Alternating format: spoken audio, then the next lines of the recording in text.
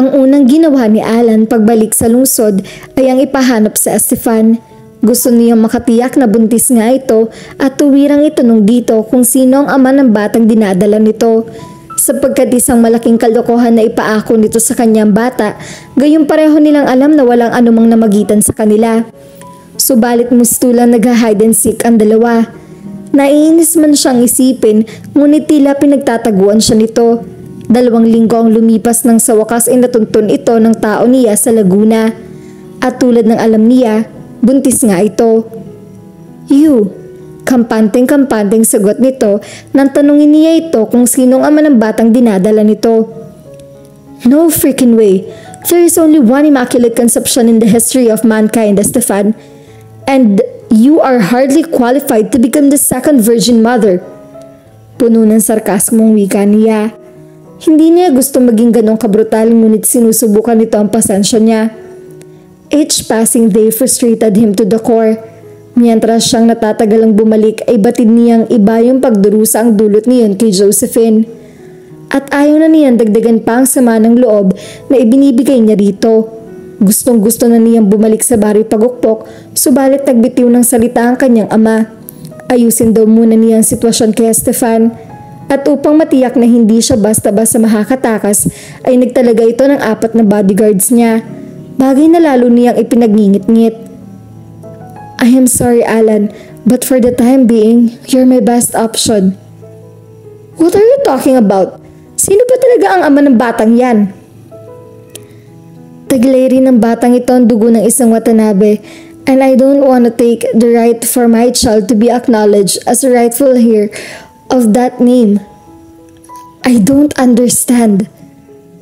Just bear with me, okay? Pansamantalay paniniwalaan natin ang lahat na tayo ay nagpakasal. This is absurd. If you must know, I have a life too.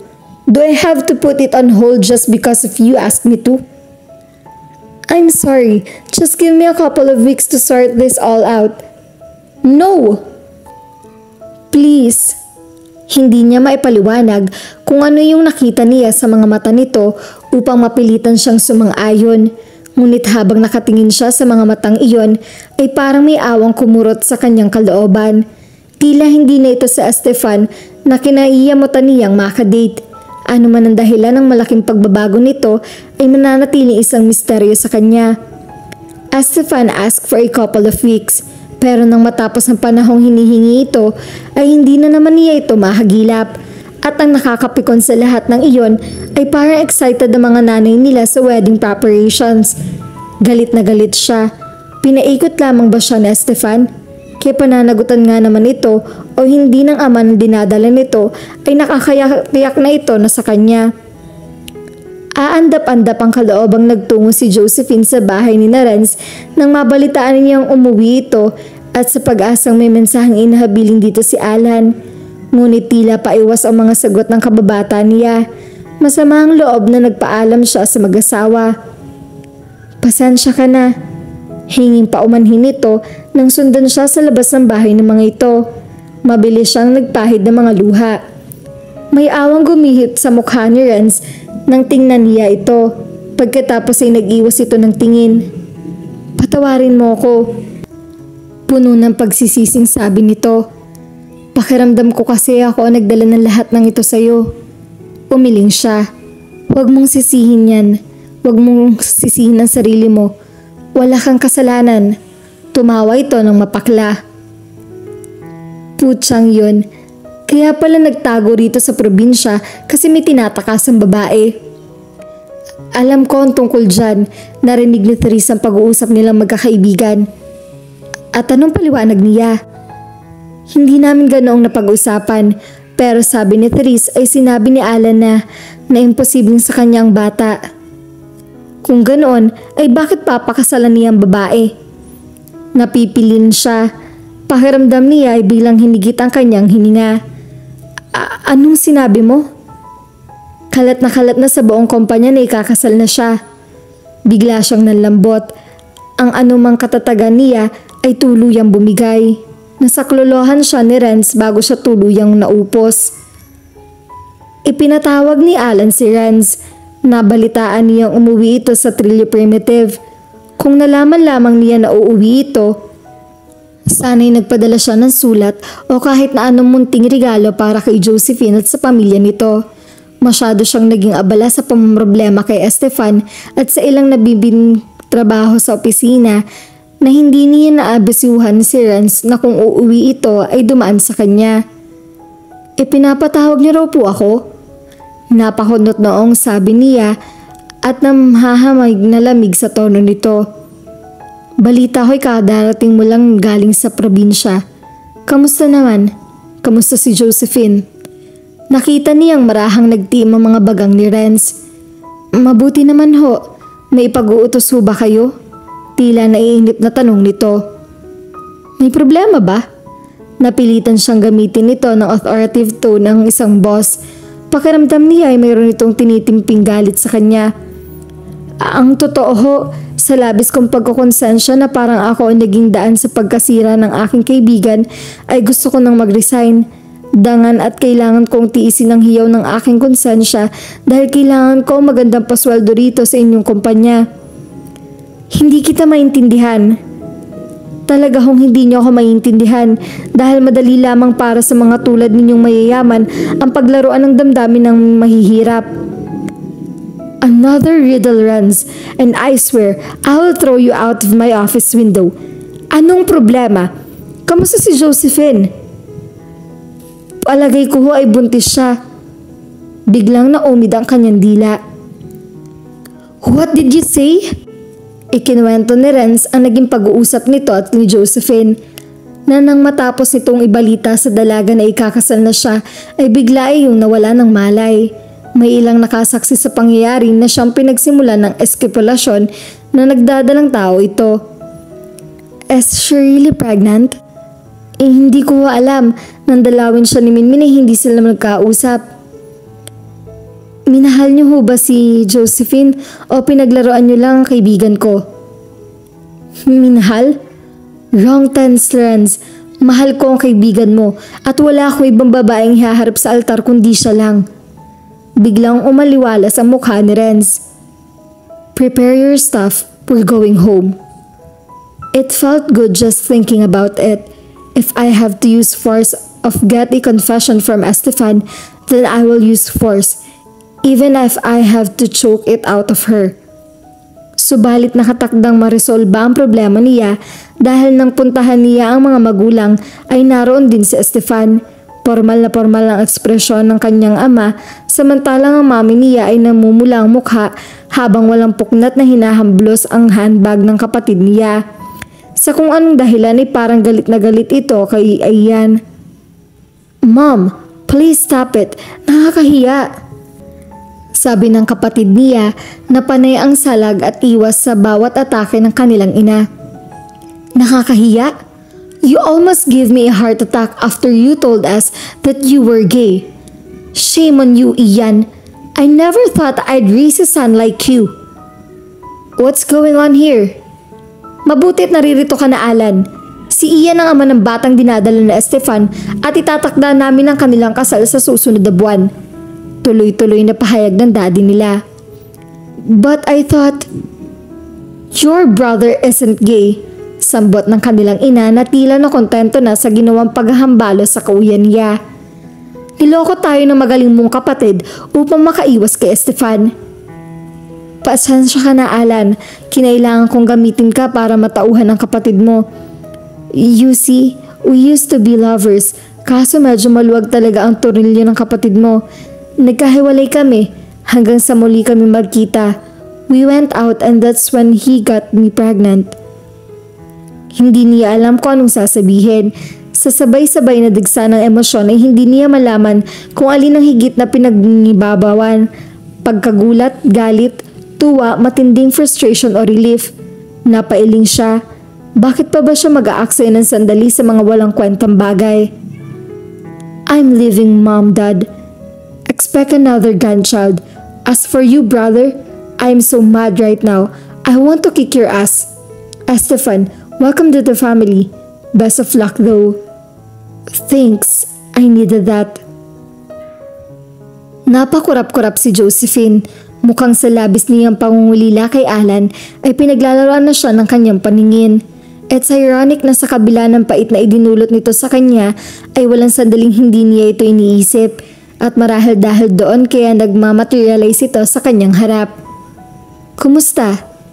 Tila hindi lang ang mga mata niya ang nandadaya sa kanya kundi maging ang mga tainga niya. Pero palagay niya higit itong kumisig. Medyo mapusyaw na naman ang kulay nito. Ngunit mas gusto niya ito kapag medyo tan ito. Kahit paano ay nagmumukha itong ordinaryo at madali-daling abutin. Kapag kasi mapusyaw ang kulay nito ay tila mas nabibigyang diin ang agwat nito sa buhay. Morena siya at maputi ito. Josie, imposibleng totoo ito. Isa ka lamang ilusyon, aniya sa sarili. Dumiretso na siya sa kanyang classroom, naghihintay ng mga estudyante niya. Nagsimula siya magklase. Sa isang sulok ng kanyang mga mata ay nakikita niya pa rin ang ilusyon. Nakatanghod dito sa labas ng classroom, patingin-tingin. Lumipas sa mga sandali, naroroon pa rin ito sa labas ng kanyang silid-aralan. Naroroong tumayo, umuupong paskwat at magpapalakad-lakad.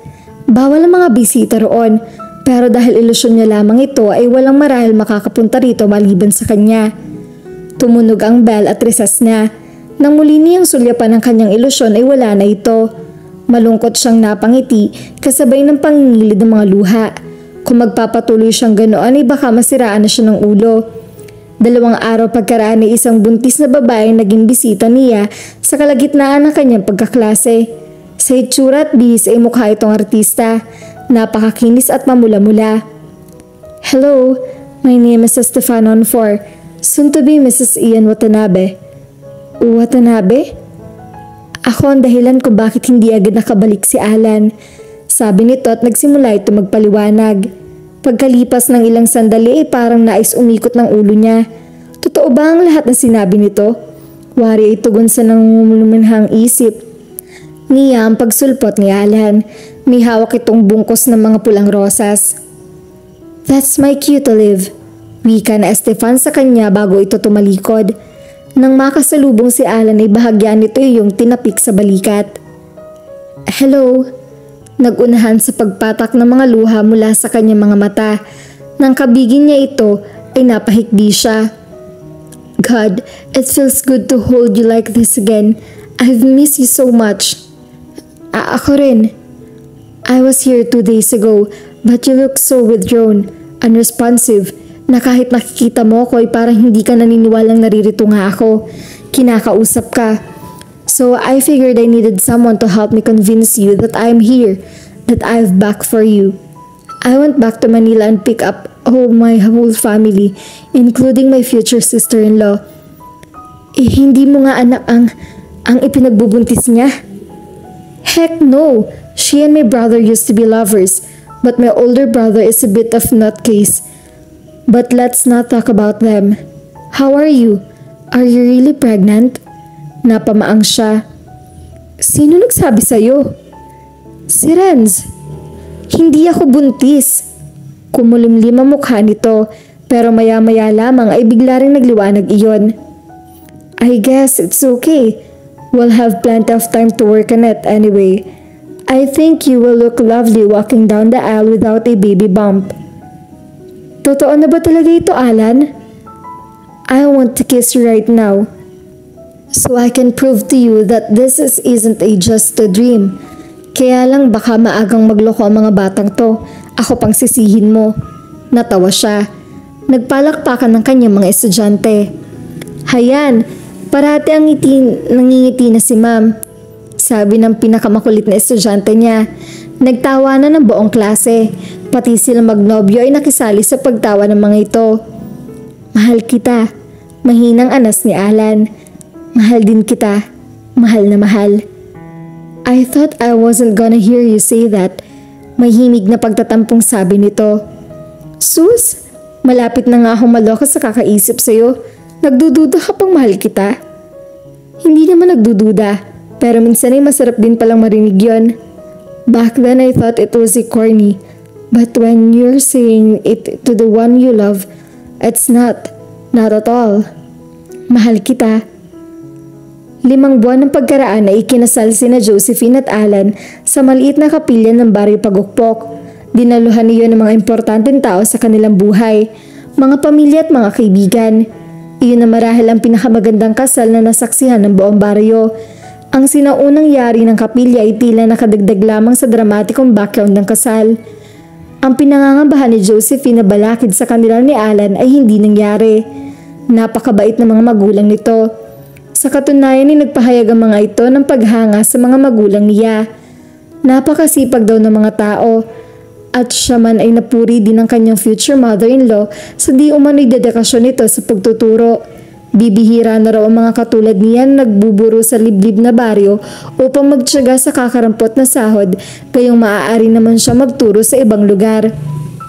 Ang beach house na inuupahan ni Alan ay tuluyan na nitong binili, pati na ang nasasakupang iyong beachfront.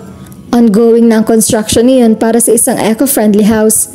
Nais itong doon na sila manirahan pagkatapos ng kasal. Wala na siyang mahihiling pa. Nang ihatid siya ng kanyang itang kay Alan ay nakita niya ang pagsungaw ng luha sa mga mata nito.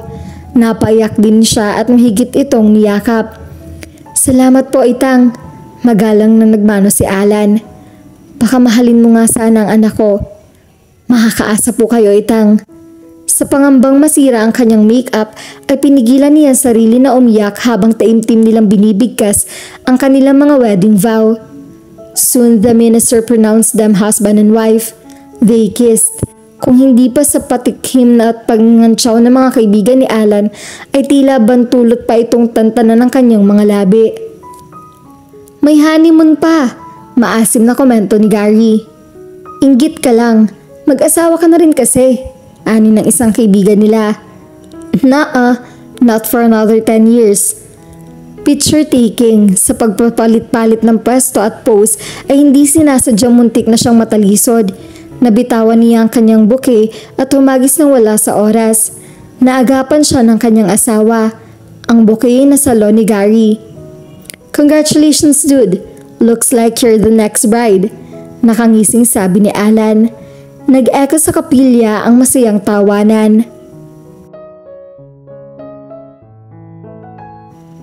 At dito na po nagtatapos ang kwentong pag-ibig ni Alan at Josephine.